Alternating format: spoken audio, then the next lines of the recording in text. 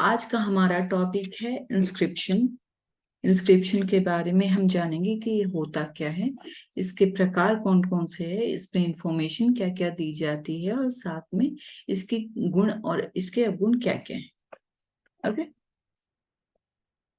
Inscription जो है मुख्य रूप से एक ठोस बेस पे या एक हार्ड सरफेस पे लिखा हुआ, जो कि स्टोन या मेटल का किसी का भी हो सकता है, उसे इंस्क्रिप्शन या अभिलेख कहते हैं। इंस्क्रिप्शन का मुख्य रूप से जनरली दो टाइप है, रॉक इंस्क्रिप्शन पत्थर अभिलेख, और हो गया पिलर इंस्क्रिप्शन स्तंभ लेख। आगे चलते हैं। जो ये अभिलेख है, इसमें मुख्य रूप से जो इंफॉर्मेशन मिलती है, राजा महाराजा जो हुआ करते थे वो अपनी जनता तक अपनी सूचनाओं को या उन तक अपनी बातों को पहुंचाने के लिए इन अभिलेखों का इस्तेमाल किया करते थे। मुख्य रूप से राजा महाराजा अपनी जनता तक पहुंचाने के लिए इस सूचना का एक मतलब इस स्रोत का एज अ रिसोर्स या सूचना के रूप में इस्तेमाल किया करते थे। साथ ही साथ हम देखें तो राजा महाराजा जो थे वो अपनी बातों को या अपने परिवार के बारे में या अपने पूर्वजों के बारे में सूचना देने के लिए भी स्तंभ लेख या शिलालेखों का इस्तेमाल किया करते थे। सम्राट और उनसे जुड़े हुए जो मंत्री थे, उनकी बीवियां थी, उनके बारे में भी शिलालेखों से पता चलता है।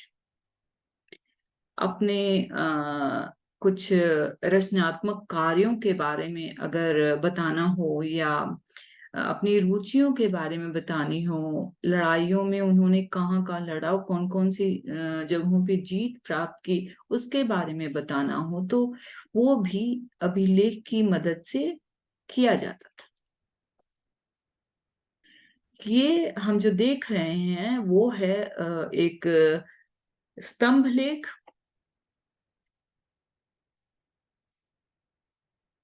सॉरी, ये है एक स्टोन इंस्क्रिप्शन या शिलालेख है ये। और मुख्य रूप से ये 2250 साल पहले ये बनाया गया था। ये जो हमें मिला है वो अफगानिस्तान का कंधार जगह है, वहां पे हमें ये शिलालेख मिला है। इसको मुख्य रूप से इस इंस्क्रिप्शन को लिखवाने में अशोक जो सम्राट थे उनका हाथ है। इसमें जो है ये दो लिपियों का या दो स्क्रिप्ट्स का इस्तेमाल किया गया है। ऊपर ऊपरी छोर पे या ऊपरी पार्ट में देखेंगे वो हो गया ग्रीक, और ये नीचे वाले पार्ट में आपको मिलेगा अरामाइक। ओके। इसकी अब खूबियां क्या क्या थी। ओके। अभिलेखों की खूबियां क्या क्या थी। सबसे पहला और इम्पोर्टेंट है कि इस पे मौसम और हवाओं का इनका कोई असर नहीं पड़ता था, इसलिए कई हजार साल तक ये चलते आ रहे हैं। ओके। सबसे पहला पॉइंट। दूसरा पॉइंट में अगर देखते हैं तो हम पाएंगे कि इस पे जीव जंतुओं का इंसेक्ट्स का इस पे अटैक का कोई इस पे प्रभाव नहीं पड़ता, क्योंकि ये काफी हार्ड रॉक बेस है। अगर हम पांडुलिपि की तुलना में अभिलेखों को देखते हैं तो इस मामले में ये काफी अलग है। अपनी आने वाली पीढ़ियों को अपने प्राचीन धरोहर के बारे में, संस्कृति के बारे में अगर हमें बताना हो तो वो भी एक अच्छा और एक महत्वपूर्ण जरिया है अभिलेख।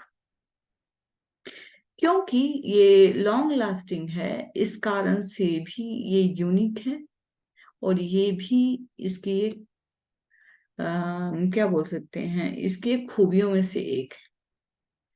अब चलते हैं कि इसमें क्या क्या कमियां या डिसएडवांटेजेस क्या क्या है। क्योंकि ये हार्ड बेस पे बना हुआ है, हार्ड सरफेस पे बना हुआ है, इस कारण से इसके लिए जो इस्तेमाल किया जाता था, इसके लिए जो इस्तेमाल किया जाता था वो हार्ड मेटल या मेटल, यहाँ पे स्पेलिंग मिस्टेक है, सॉरी, हार्ड मेटल जरूरी था जिससे कि उस पे कुरेदा जा सके, उस पे नक्काशी की जा सके। क्योंकि ये काफी हेवी था, बल्कि था, इस कारण से एक जगह से दूसरी जगह पे ले जाना इसमें उसके लिए काफी दिक्कत भरा काम था। और ये इसकी कमियों में से एक जगह से दूसरे जगह ले जाना पांडुलिपि की तुलना में इसमें पॉसिबल नहीं था। उसके लिए बहुत भारी भरकम जत्थे की जरूरत हुआ करती थी, हाथी घोड़े चाहिए होते थे।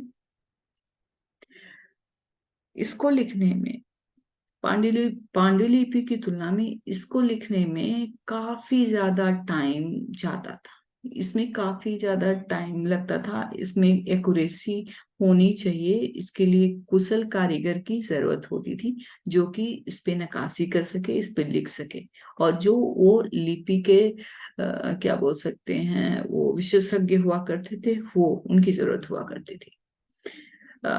हार्ड सरफेस पे लिखना बहुत ही एक कठिन कार्य काम था, ये भी इसकी कमियों में से एक मान सकते हैं।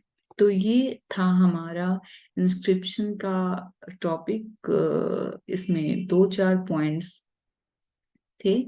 आपको ये टॉपिक कैसा लगा जरूर बताइएगा। Thank you so much.